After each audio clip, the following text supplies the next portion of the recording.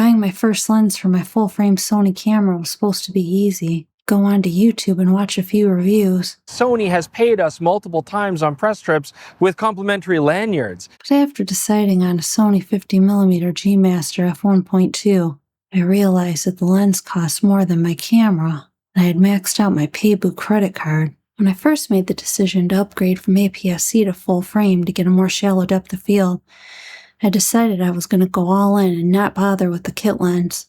I had heard that kit lenses just weren't fast enough because their apertures could usually only open to f3.5, and then after watching Simone d'Entremont, I realized I was going to invest in prime lenses and not bother with zooms at all. Prime lenses are often sharper than zoom lenses, not because they're better, but because they have an easier job. They're designed to work well in one specific situation, and everything can be optimized for that one scenario, that one focal length with no compromises. A zoom lens is designed to be good everywhere. A prime lens is designed to be excellent somewhere. I'd love to be excellent somewhere, and since I was looking to get the most shallow depth of field possible, he also explained that with prime lenses, they could be made to open up to the lowest apertures possible. In a similar way that I described earlier that zooms have optical sacrifices where primes are built for a single purpose, fast apertures have a similar situation. Primes can be built with large maximum apertures like f1.8 or 1.4, where zooms are very difficult to build with such large apertures. When trying to decide on the perfect focal length for my first full-frame prime lens purchase, I came across a channel called Uncommon Sense with Mike Kovalev. He recommended a 50mm prime and explained just how useful it would be. When somebody asks me which lens should I buy, especially if they've bought a new camera or perhaps it came with a kit lens, what's the next lens I should buy, or which lens should I buy if the camera doesn't come with a lens? And 95% of the time, unless somebody has a very specific need for something, I will always recommend getting a fast 50mm lens, or what they call the nifty 50. When I'm photographing people, if it's an individual or maybe 2 or 3 or 4 people in a group having a conversation, the 50mm is just the right subject distance from myself to the people where we can have a conversation and we can talk and I can take a photograph and people are very comfortable. It's not a very large lens, so they're not intimidated by some giant piece of gear pointed at them. And it also keeps me very humble and very mixed into the crowd so that I don't look necessarily like the professional photographer walking around with a camera taking pictures of people. It's just a very comfortable focal length to use that way.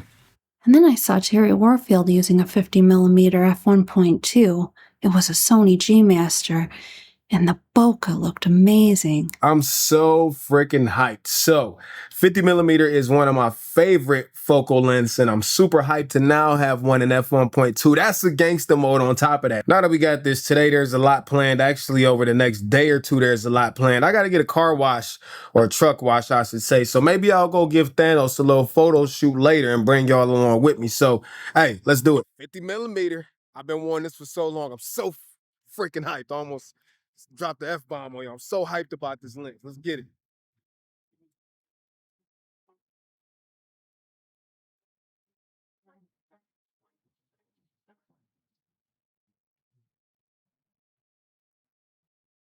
Then when I discovered the price was over $2,000, definitely had to put the brakes on my G Master dream. But then I saw a review where Tony Northrup was using a Sigma 50mm f1.2, and it was almost as good as a Sony G Master. If you like bokeh, and you know I do, you are going to love this lens. It is a bokeh monster, 50mm f1.2. This is the Sigma Art lens, and it's available for Sony E-mount. I'm going to compare it on the Sony mount to the Sony 50mm f1.2. They are pretty indistinguishable in size and weight, and in fact the Sigma is a little smaller, which is crazy. Both these are bokeh kinks, so we need good bokeh. We want to look at out-of-focus bokeh balls and see their shape, see their texture, and see if one of these produces better bokeh than the other. Let's look up in the corners here. You can see as we approach the edges, it gets a little bit cat's eye, but they're basically the exact same shape. Maybe the Sigma is just slightly rounder. If I really squint at the texture of the bokeh, it looks like the Sigma just has the tiniest amount of texture that you only see with maximum magnification, whereas the Sony is like just slightly cleaner. Sony has some special techniques for polishing the surface of the lens that might make a slight difference here. Nobody's going to notice. This is a tie. The bokeh's the same. It's weirdly similar. A little texture on balls is something that's never bothered me, and since a Sigma lens was a bit cheaper, I decided maybe that was something I'd aim for. But then I watched Camera Conspiracies, and he didn't seem to like Sigma very much. So I got to be honest with you, I'm not a huge fan of most third-party companies. Sigma, no. Too sharp, clinical, big. I thought maybe Casey from Camera Conspiracies was alone in his opinion on Sigma, until watching The Angry Photographer. Nobody wants an unsharp lens. However, it is the case that unless there's been a design flaw in manufacture the past few years, you're going to get a sharp lens. Unless, of course, it's a Sigma, then you shouldn't be buying it at all. So let's just forget that Sigma even exists. I wasn't completely convinced that I should avoid Sigma, but then Casey explained that Sigma lacks something called 3D pop. I hadn't yet heard about 3D pop from watching Tony Northrup, so I needed to learn more. I like a little 3D pop in my lenses. Sigma is not known for 3D pop. I see their Flickr photos. Whenever they have a lens, I look up Flickr and I'm like, that's a flat image. Some lenses can see depth, and that's all there is to it. Here's an example. I took a couple photos versus a Sigma, 18 to 35. I tried to zoom in at some point. Similar compression, more megapixels on the Canon. Wow. Look at that. Are you seeing which one has 3D pop? This may be a terrible example. I don't know why that would work. A bunch of lens caps, but whatever. There's one is popping and you see depth and you could swim into those caps. It's more evident if you look at like a forest and then you see a tree line, and if you zoom in on it, a flat lens will show you flat trees and you can't tell which ones are further away, and there's no interdimensionality. So the number one thing I look for is 3D pop. Does it really matter for YouTube videos in your living room? Likely not, unless you're backing up. Since I was having trouble seeing the lack of 3D pop in the Sigma lens, I decided I needed to see some more examples, so I decided to watch this video from Jason Herman where he did a review of the Voigtlander 65mm lens. This is, in my opinion, a good example of 3D pop, because to me, the face looks like it's popping off the screen. And that is just a sticker stuck to that gray metal. And then to the left, like 20 feet away or 30 feet away is the street view. So you're getting that depth of field separation, but the face looks like it's popping off, you know? Like it just has this like 3D look to it. Like I said, it's hard to measure 3D pop. It's not something you can actually measure. So you got to like see it.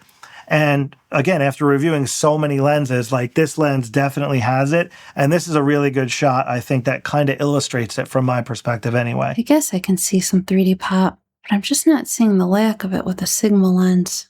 Just as I was considering the Sigma 50mm lens, I came across another video from Terry Warfield where he showed the cheapest Sony full-frame lens available, the 50mm f1.8. Listen, I went and bought the cheapest full-frame lens for Sony cameras that I could find. The Sony 50mm f1.8. Plastic, fantastic. I was able to find one on eBay for under $150. I must say, I was pretty happy with this lens for a while. It did have some pretty noisy autofocus motors, but I was really enjoying the bokeh. But after a while, I felt a little limited by 50mm. There's so many times when I needed a wider focal length and I couldn't back up enough. I started to miss having a zoom lens like the kit lens from my Sony a6400. I was under the impression that the optical quality of a zoom lens was far inferior to that of a prime. But then I came across this video from the House Studio that made me realize modern zooms were made so much better than they used to be. For my portrait work going forward, I am a zoom photographer. I am a zoom lens photographer. I've got a bit of time because we're not really capturing the moment. We're no Cartier-Bresson over here. I've got enough time to gather that information, but I don't need to be changing lenses. I can have one lens to rule them all. It'll be like the Lord of the Rings. And I'm gobsmacked at the fact that I can no longer tell the difference between zooms and primes.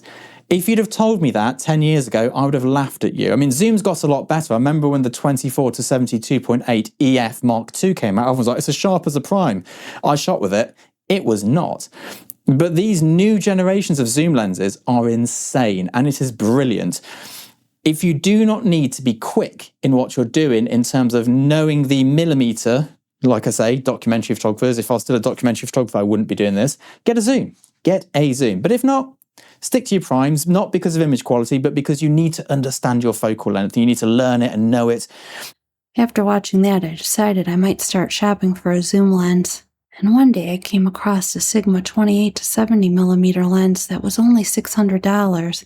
I know, only $600. The aperture could open to f2.8, and it seems like I could get a little bit of a blurry background with that. And then I came across a video where the CEO of Sigma, Kazuto Yamaki, was being interviewed by Bobby Tonelli. I was already leaning more towards Sigma because of the affordability. This interview really made me warm up to the company. My father started the company in 1961. The name of Sigma means the summation, a summation of the people's knowledge, experience, wisdom, and power. Yeah. So from the beginning, my father wanted to maximize the people's power and use it for the growth of the company. So for us, the employees and also business partners are the most important asset for us. It's definitely unusual in 2026 to hear a CEO expressing concern for their employees. I did buy the Sigma 28 to 70, and it is one of my most used lenses. I actually used it to photograph my first wedding, and I was really happy with the results. It gave me enough background separation, and it did good in low light. And to be honest with you, I didn't notice any lack of 3D pop. I went on to purchase a Sigma 100 to 400 millimeter lens when I discovered that I enjoy photographing animals a little bit more than humans. I really wish I could have watched this video from Brian James before I started buying lenses. He explained that you really should know what you want to shoot before you start making your purchases. Would I immediately buy 5 lenses? Absolutely not. I'd buy 1, perhaps 2.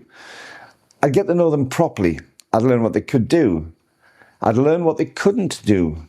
Only then would I think about expanding my collection. I think one of the biggest mistakes beginners make is trying to cover every possible focal length before they've even learned what type of photographer they are. I'd much rather see somebody own 1 excellent lens that they use every weekend than 6 lenses that spend most of their life sitting in the cupboard. All in all, I've been really happy with my Sigma zoom lenses. And if Sigma would like to send me any free lenses to review, I'm definitely available. It may be true that Sigma lenses don't have 3D pop, but they're good enough for me. If you like this video, give it a like, consider subscribing for more photography-related content from a newbie like me. God bless.